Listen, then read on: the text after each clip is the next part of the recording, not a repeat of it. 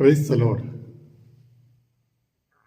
हेरोद राजा को जब ये पता चला कि बेथलेहम में यहूदियों का राजा प्रभु यीशु का जन्म हुआ है, तब वह घबरा गया। सारा यरूशलेम घबरा गया। इस प्रकार वचन में लिखा है। इसलिए उन्होंने आज्ञा निकाली कि 2 बरस या उससे छोटे सारे बच्चों को मरवा डाले। कारण क्या है? उनके मन में एक डर था कि कहीं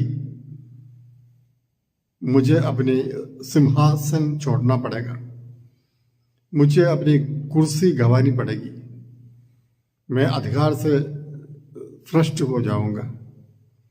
इस प्रकार के भाई उनके मन में था। इसलिए वो उनका मन अस्वस्थ हो गया, वो घबरा गया। हम विश्वासियों के जीवन में भी इसी प्रकार का एक डर उत्पन्न हो सकता है।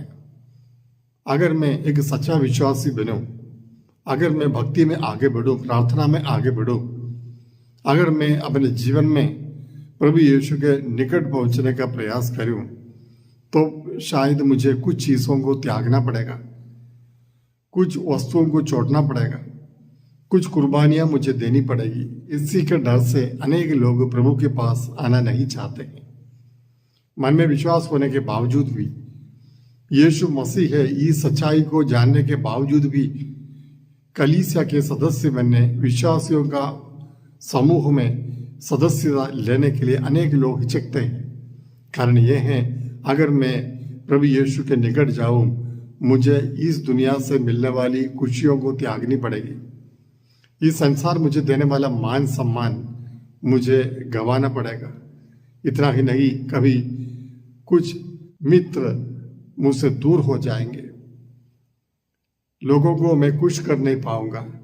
मुझे जो फायदा मिलता है, आर्थिक हो या अन्य फायदा हो, सारी फायदाओं से अब मुझे दूर रहना पड़ेगा, वो फायदा मुझे नष्ट हो जाएगा। इसी प्रकार जब जीवन में परिवर्तन लाने के लिए हम प्रयास करते हैं, इस प्रकार का विचार हमारे दिमाग में आता है कि मुझे अनेक चीज़ों को ना कहना पड़ेगा। इसलिए लोग प्रभु के पास निकट आने से हिचकते हैं।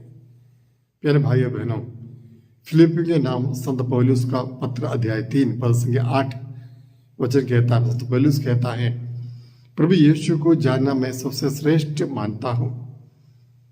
उसकी तुलना में बाकी सारी चीज़ों को मैं तुच्छ समझता हूँ।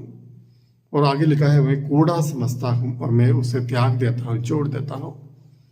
कि हम लोग भी इसी प्रकार त्यागने के लिए, छोड़ने के लिए तैयार हैं।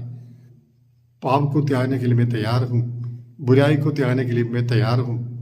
बुराई से दोस्ती करना, समझौता करना, क्या मैं छोड़ सकता हूँ? विचार कीजिए, प्रभु से प्रार्थना कीजिए।